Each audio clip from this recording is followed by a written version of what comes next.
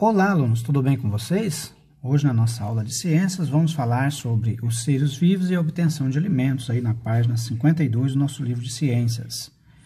E aí, no início, nós temos aí uma pergunta. Todos os seres vivos obtêm alimento da mesma forma? Será que todos os seres vivos obtêm alimento da mesma forma? Como que é obtido esses alimentos, né? Será de onde são retirados os alimentos em que todos os seres vivos aí, para sobreviver, né, têm que se alimentar? Então, vamos ficar atentos, então, ao que nós temos aí relacionado a essa obtenção de alimento, certo?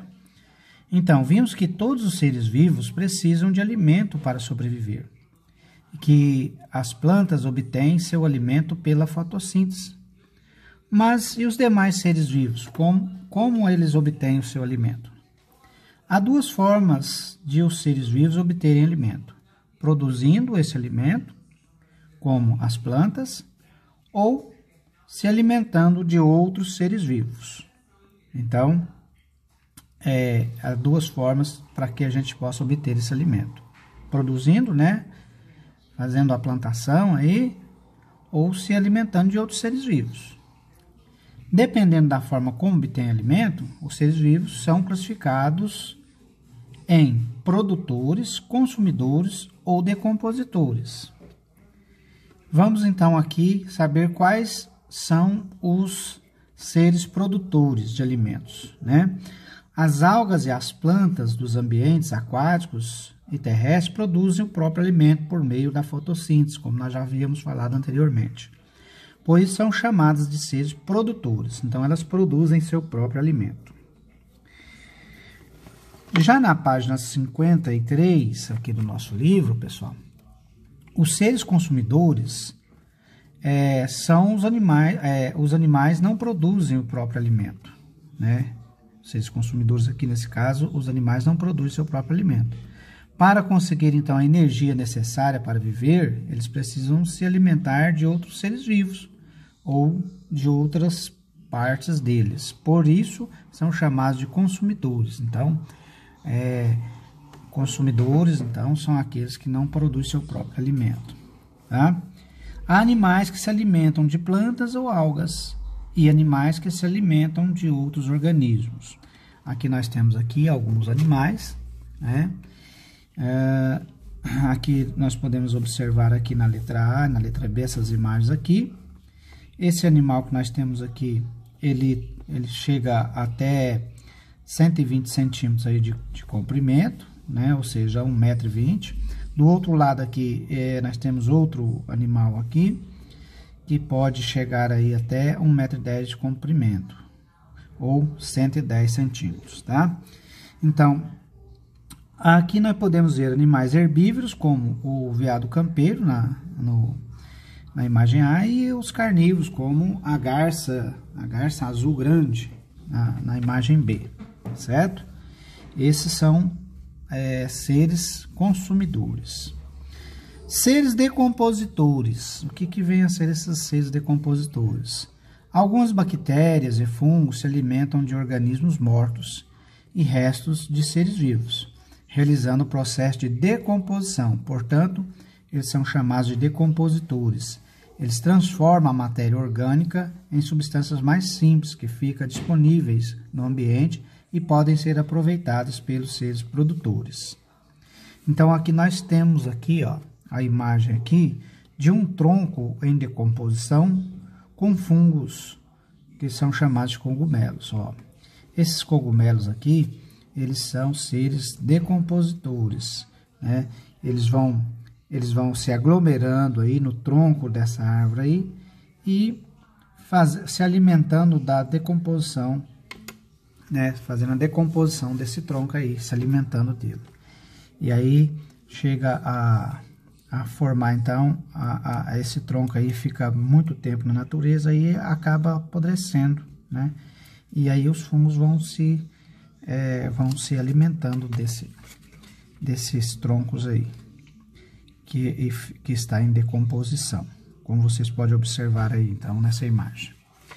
E Na página 54, nós temos aqui umas atividades para que vocês possam fazer aí.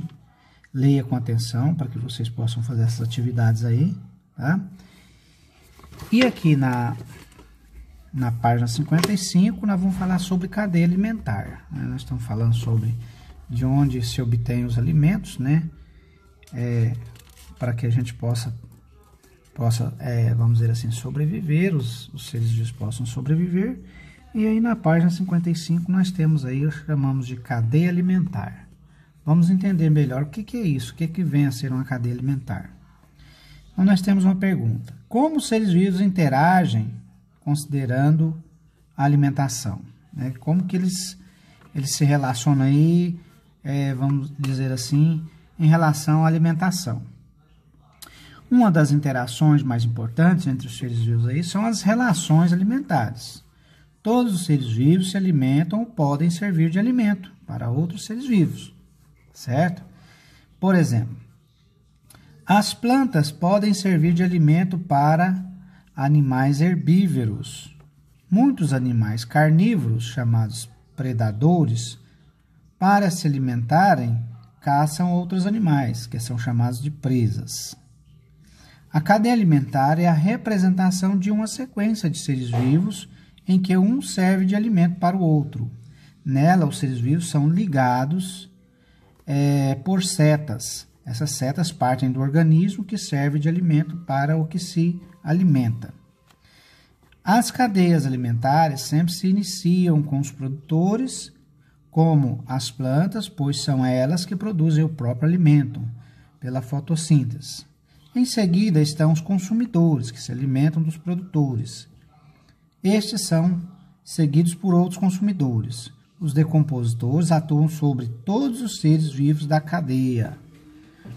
Portanto, os produtores são essenciais para a vida na Terra, pois é a partir deles que os alimentos surgem, são transformados e transferidos de um ser vivo para o outro.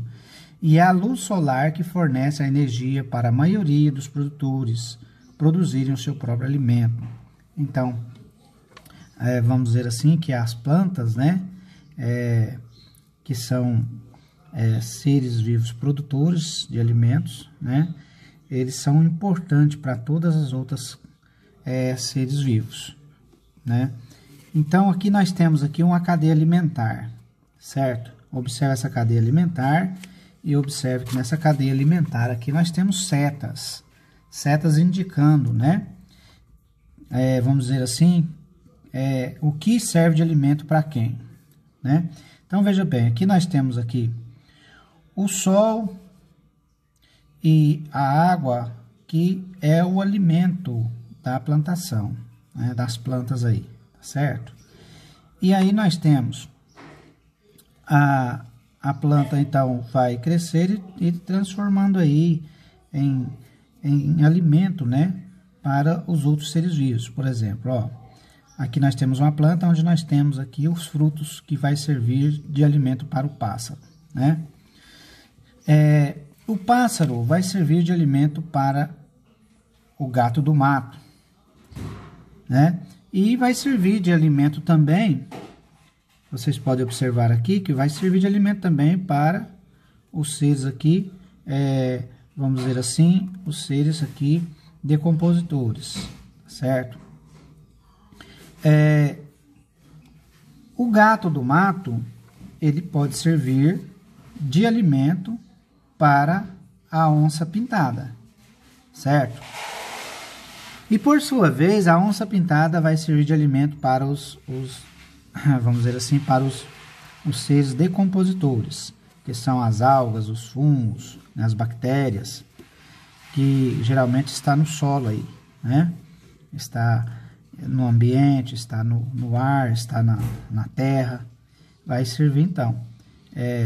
Uma vez essa onça aqui, depois de já morta, né, ela vai servir de alimento para esses fungos aqui, para essas bactérias. Nós podemos observar aqui, tá? Então, esse aqui é um esquema ilustrativo, né? Os elementos aí não fornecem representações em proporção de tamanho entre si, tá? Então, a cadeia alimentar em que a planta serve de alimento para o passo, que serve de alimento para o gato do mato, que serve de alimento para a onça pintada, todos esses organismos, quando morre, serve de alimento para os decompositores. Ó, a planta serve de alimento para o pássaro para o gato do mato, o gato do mato para a onça pintada e todos são alimentos dos decompositores, ok? Aí na página 56, nós temos aí uma atividade, né? Uma atividade na página 56. Vocês têm aí impacto nas cadeias alimentares. Algumas ações humanas, como desmatamento, queimadas, caça de animais, né? Transporte de espécies, entre outras, podem interferir na vida dos seres vivos. Por exemplo, se um determinado animal é caçado intensamente, ele pode vir a desaparecer na região. Outro exemplo é se um grupo de animais é inserido em um ambiente onde não ocorre naturalmente, isso aí vai causar um impacto também.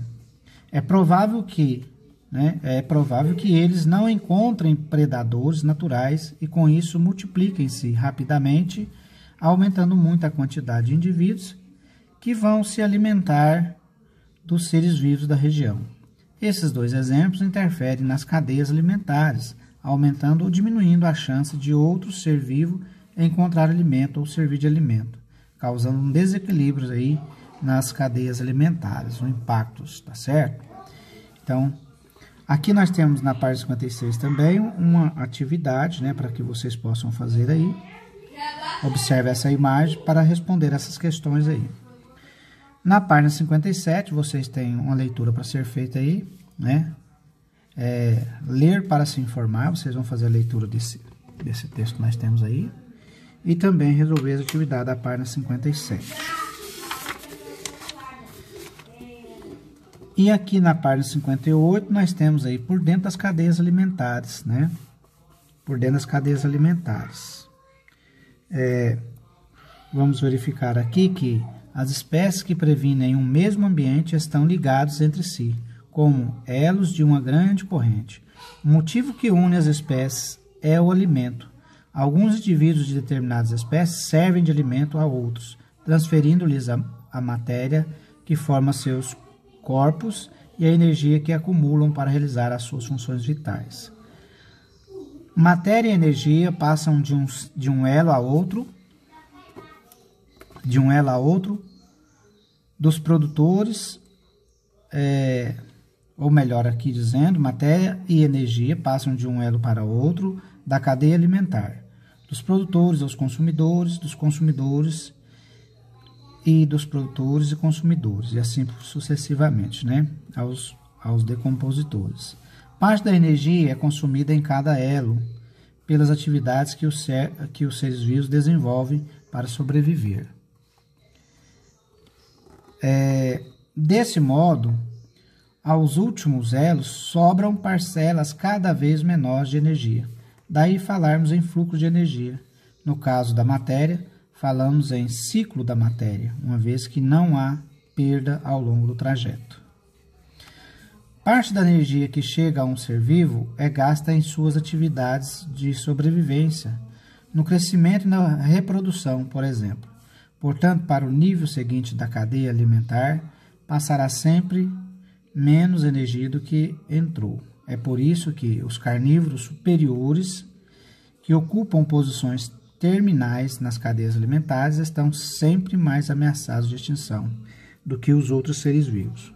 Para eles sobra sempre uma parcela pequena de energia disponível. Além disso, qualquer quebra na cadeia alimentar coloca sua posição em risco. Aqui nós temos né, o jacaré aí do Pantanal, que está aí obtendo energia e matéria ao se alimentar de outros seres vivos, certo? E aí nós temos na página 59 algumas atividades aí também para ser feita, tá?